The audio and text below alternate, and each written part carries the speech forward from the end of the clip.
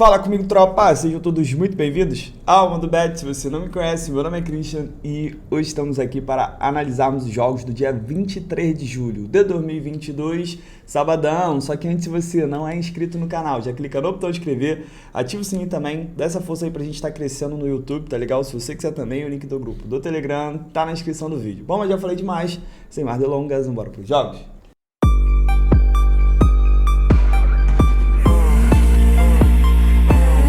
Bom, tropa, sábado amanhã, voltei para Natal, né? Quem me acompanha aí sabe que ontem eu estava no podcast, inclusive aconselho vocês a dar uma passada lá depois no Pod Green, aqui do YouTube do meu amigo Guilherme Delpino. A gente trocou várias ideias da minha vida, coisa técnica também que eu acredito que vai acrescentar muito na vida de vocês. E também, detalhe legal que dessa minha ida a Brasília, eu consegui no jogo do Flamengo, pô, lotado, mais de 65 mil pessoas, pegamos green no estádio, filho, ó, esquece, show de bola. O único detalhe ruim, que ontem quebramos a sequência do nosso bilhete, mas acontece, né, não dá pra ganhar todas. Ontem faltou um golzinho ali no jogo do Palmeiras, mas teve, pô, os gols que o América perdeu, e teve um que o cara tirou o próprio gol. Mas enfim, faz parte. Vambora então? Já enrolei demais? Vamos sabadar? Primeiro jogo, 1h da tarde, Campeonato da Noruega. Tem um jogo aqui do Rosenborg contra o Tromsø. Rosenborg, que é um grande time, um time que tá tentando voltar, tá ligado? O Rosenborg já foi um time que deteve uma hegemonia aqui durante um tempo, então, tá ligado? Aquele time que ganhava direto e depois deu uma caída. Quer voltar? Do outro lado eu tenho o Tromsø, que é o time aqui que sempre está lutando na parte da parte do meio para baixo da tabela. No momento ele está na zona do rebaixamento com 13 pontos. E o Rosenborg luta aqui pela parte de cima. Rosenborg em 14 jogos fez 23 gols, sofreu 17. Já o Tromsø em 12 jogos fez 16 gols e sofreu 23, sofre quase 2 gols por partida. Rosenborg jogando dentro de casa está invicto. 4 vitórias e 2 empates, fez 13 gols, tem mais de 2 gols feitos dentro de casa e sofreu 1 gol por partida. E o Tromsø jogando fora de casa ainda não venceu, 4 empates, 2 derrotas, fez 7 gols e sofreu 13 também, somar aqui da média de 2 gols por partida. Vamos dar uma olhada no histórico, quando elas se enfrentam, nos últimos 9 jogos, em 7 a gente teve pelo menos 3 gols, nos últimos 7 em 5 foram ambas marcam, então a gente tem um histórico de confronto over aqui. Rosenborg vem de 4 vitórias consecutivas contra o Tromsø, então tá rolando uma freguesia, mas ainda não é o motivo do nosso carimbaço aqui.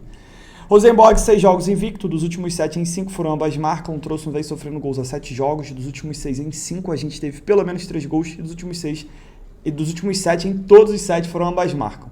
Dito isso, tropa, 2 cenários para esse jogo. Primeiro cenário é estar explorando mais de 1,5, tem uma cotação acima de 1,20, dá para explorar muito, muito bem isso aqui, porque eu acredito que é jogo para a gente ver pelo menos 3 gols ou ambas marcam, mas para colocar no bilhete, né, safezada, mais de 1,5. Outra coisa que dá para buscar também é o empate anula a favor do Rosenborg, jogando em casa está invicto, é um grande mandante, vai pegar o Tromsø que ainda não venceu nenhuma fora de casa, e acredito que o Rosenborg não perca esse jogo, no máximo empata, beleza? Então já vamos começar assim, placar para mim 3-1 pro Brabo. Falando em Brabo, 11 horas tinha um jogo do Bodø Glimt, mas tropa, sem odd nenhuma, o Bodø Glimt tá na Champions League, na pré-Champions, perdeu o primeiro jogo, vai ter que reverter esse placar, então provavelmente não vai dar muita atenção para essa partida aqui, por isso que eu fiquei de fora. 3h30 da tarde, Bundesliga 2, a segunda divisão da Holanda. Eu tenho o jogo do Hannover contra o São Paulo, né? A Bundesliga 2 ela é ótima para buscar o mercado de gols. Eu tô só escolhendo alguns jogos específicos por enquanto, porque tá no início de temporada, tá? Esse jogo aqui me chama muita atenção pela cotação, porque a maioria a gente tem 1.18, 1.20, esse aqui tá pagando 1.25, pelo menos no momento que eu tô gravando esse vídeo, e tá muito interessante. Se a gente olhar aqui a classificação, São Paulo, primeiro jogo, ganhou de 3-2. São Paulo é um time maluco, completamente maluco, então é muito legal de estar explorando gols.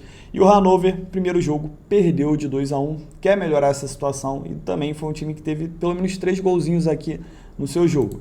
Vamos dar uma olhada no histórico, né? É ruim falar de início de temporada porque esse histórico é baseado em amistosos e ainda na temporada passada, mas só dá um gostinho aqui que o time é over. O Hannover, dos últimos 7 jogos, em todos os 7 a gente teve pelo menos 3 gols. Dos últimos 7 em 5 foram ambas marcam. São Paulo vem sofrendo gols a 3 jogos. Enfim, mais de 1,5 para colocar no bilhete. Esse ambas marcam aqui me pega muito, tá? Esse ambas marcam aqui vem quente demais para fazer uma entradinha simples. E placar para mim desse jogo 2-1 para uma das 2 equipes. Eu tô acreditando que o Hannover vai vencer, mas o São Paulo normalmente começa bem a Bundesliga 2, então eu vou respeitar. 4h da tarde, Série B, Cruzeiro contra Bahia, jogão, 2 equipes na parte de cima da tabela, Cruzeiro aqui líder, Cruzeiro já subiu, né, vamos ser sinceros, não é nem jogando zica não, é porque o Cruzeiro ele tá acima dos outros times e tem feito A grande diferença do Cruzeiro é de jogando em casa, né? Se a gente pegar aqui o Cruzeiro em casa, são 9 jogos de 9 vitórias, é o que está carregando o time ali, a torcida junto. Então não tem jeito, tá? E são 15 gols feitos e apenas 2 sofridos dentro de casa, uma grande campanha como mandante. E o Bahia jogando fora de casa é até um bom visitante, né? Ganhou 4, empatou 2, perdeu 3. Fez apenas 8 gols, sofreu 5, né? A Série B ela tá bem under. O Cruzeiro em 19 jogos fez 24 gols, sofreu 10. O Bahia fez 21 gols, sofreu 10. Vamos dar uma olhada agora no histórico. Quando elas se enfrentam, um jogo de poucos gols. Dos últimos 7, em todos os 7, a gente teve menos que 3 gols. Cruzeiro vem sofrendo gols a 5 jogos. E o Bahia, dos últimos 7, em 6, a gente teve menos do que 3 gols. Tropa, 2 cenários para esse jogo. Primeiro cenário para mim, e o mais safe, é buscar o menos de 3 gols e meio. Não vejo esse jogo saindo 4 gols, no máximo 3. Então o jogo pode ser 3-0, 2-1, tá ligado? 1-1, só não podem sair 4 gols. O outro cenário interessante aqui para buscar, Cruzeiro empate anula. Cruzeiro jogando em casa é um time sensacional, independente do adversário que ele tem enfrentado, ele tá passando o rodo. E eu acredito aqui que ele não perde pro Bahia, no máximo empata, mas é bem provável que o Cruzeiro vença esse jogo. Eu só não entro nessa vitória seca, porque também tem que respeitar o Bahia. O Bahia vive um momento de invencibilidade, então tô fora. 4h30, seguindo aqui na Série B, eu tenho o jogo do Grêmio contra a Ponte Preta, 2 times que estão invictos, né? O Grêmio também é um grande mandante, se a gente olhar aqui, são 7 vitórias, 1 empate, apenas 1 derrota. O Grêmio sofreu apenas 2 gols também dentro de casa. E a Ponte Preta, como visitante, ganhou 2, empatou 3, perdeu 5, fez apenas 7 gols em 10 jogos e sofreu 12. São 2 times under, né? O Grêmio tem a melhor defesa da competição, sofreu apenas 6 gols em 19 jogos e fez 19 também, tem média de 1 gol feito por partida e sofrido aqui, nossa, é 1 a cada 3 partidas aqui mais ou menos. O Grêmio tá demais aqui com a defesa. Já a Ponte, mesmo invicto, é um time que empata bastante, em 19 jogos empatou 7, então ainda tá aqui próximo aqui da zona do rebaixamento, porque não tem vencido seus jogos. Vamos lá. O Grêmio não perde a 14 jogos, dos últimos 10 em 9, a gente teve menos que 3 gols, até porque tem a melhor defesa da competição, um time que sofre pouquíssimos gols e também não é um time de dar goleada, então normalmente a gente não vê muitos gols em jogos do Grêmio. A Ponte vem de 6 jogos de vencibilidade, dos últimos 7, em todos os 7, a gente teve menos de 3 gols também, então não vou enrolar aqui, é assim como o Cruzeiro, 2 cenários. O primeiro é explorar o menos de 3 gols e meio, tá? Acredito que não vai sair 4 gols, no máximo 3. Para mim é o mais tranquilo. O segundo cenário é o seguinte, a cotação do Grêmio tá 1,40. Dá para ir na vitória seca, porque o Grêmio é um time muito melhor que a Ponte Preta, o Grêmio é um grande mandante. O problema é, tem que respeitar esse momento invicto da Ponte Preta. O que eu aconselho, se essa cotação do Grêmio, quando você estiver olhando esse vídeo, tiver pelo menos 1,50, dá para ir com empate anula, vai pegar o empate anula de 1,20, 1,18 já é interessante. Agora, se você for entrar no empate anula, estiver pagando 1,14, tá ligado? Eu já não aconselho, entendeu? Aí, se você quiser confiar no Grêmio, teria que ir na vitória seca. Mas fica a critério de vocês. Seguindo aqui, jogo 2 gigantesco da Colina, vai visitar o Vila Nova. Né? Esse jogo me preocupa muito, cara, porque o Vasco adora ressuscitar os mortos, mano. O Vasco é um time cariocas, assim, cara, adora ressuscitar. Pelo amor de Deus, mano. Já sabe quando o jogo tem cheiro de merda, tá ligado? É isso aqui, mano. O Vasco dos últimos 5 jogos ganhou apenas 1, né? Botou o estagiário pra treinar. Vocês já perceberam que eu sou vascaíno. Até que quem me conhece já sabe, mas quem não conhece já percebeu a minha indignação aqui. E o Vila Nova é o lanterna, cara. O Vila Nova não ganha. Em 19 jogos ganhou apenas 1, empatou 11 e perdeu 7. Fez apenas 11 gols em 19 jogos, sofreu 20, também não é um time que sofre muito gol. E o Vasco é o segundo, né? O Vasco caiu bastante, a sorte que todo mundo tropeça bastante aqui. O Cruzeiro é o time mais regular, principalmente por causa dos jogos dele em casa. A sorte do Vasco, cara, que o Vasco tropeça, mas o Bahia tropeça, o Grêmio tropeça, o Sport tropeça pra caramba, então o Vasco ele tá conseguindo ali pelo menos se manter no G4 e conseguindo ainda ter uma gordura diante dos outros times aqui. Tá? Dificilmente o Vasco não irá subir, mas o Vasco ele precisa melhorar essa situação. O Vasco perdeu apenas 2, ganhou 9, empatou 8, fez 19 gols, sofreu 11. O Vasco como visitante perdeu apenas 2, né? Foram as 2 partidas que o Vasco perdeu.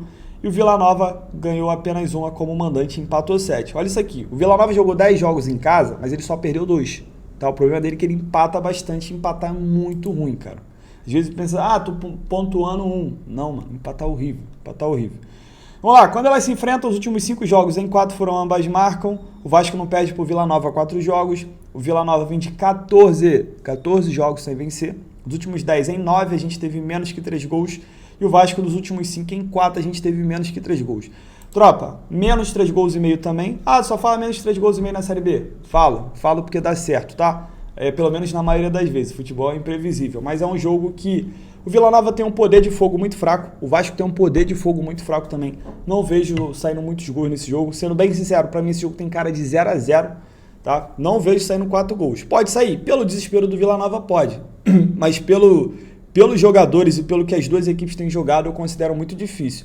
Cuidado com esse dupla chance pro Vasco, tá? Por mais que seja uma entrada que acaba seduzindo bastante pelo Vila Nova não ganhar, cara, o Vasco não tá bem, o Vasco tá jogando mal e o Vasco gosta de ressuscitar morto, né? O Novo Horizontino que o diga. Então, cuidado, cara, cuidado. Esse jogo aqui, cara, tem cheirinho de alguma coisa errada, tá ligado? É isso. 0-0 pra mim esse jogo. 6h30 da noite, Campeonato Chileno, tem o jogo do Brabo Colo-Colo, que vai receber o Huachipato. O Colo-Colo que ele tava mal, mas ele saiu da Libertadores, né?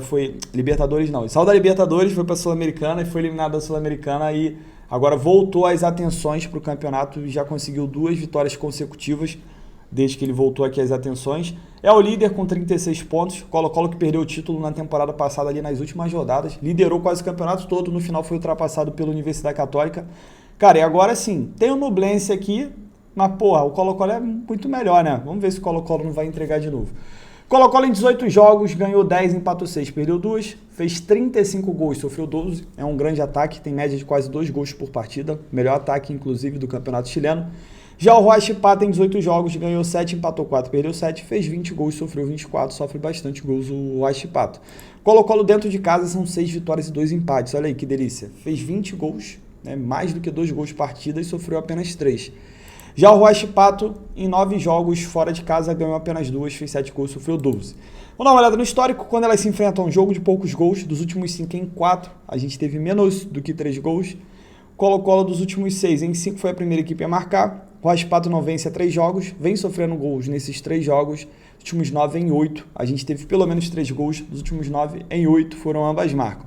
Tropa, pra mim esse jogo, vitória do Colo-Colo, também dá para explorar o mais de gol e meio, 2 cenários interessantes aqui para essa partida, é claro que a vitória paga mais, né? Se você botar no bilhete você consegue fazer só uma dupla, mas o e-mail também é bastante interessante, o Colo-Colo jogando em casa, ele vai para cima, quer se manter, né, nessa liderança, e o Huachipato é um time que tem sido bastante over, é um time que se expõe também, sofre bastante gols, também é um cenário interessante para gols, aí fica a critério de vocês. Placar para mim 2-1 pro Colo-Colo.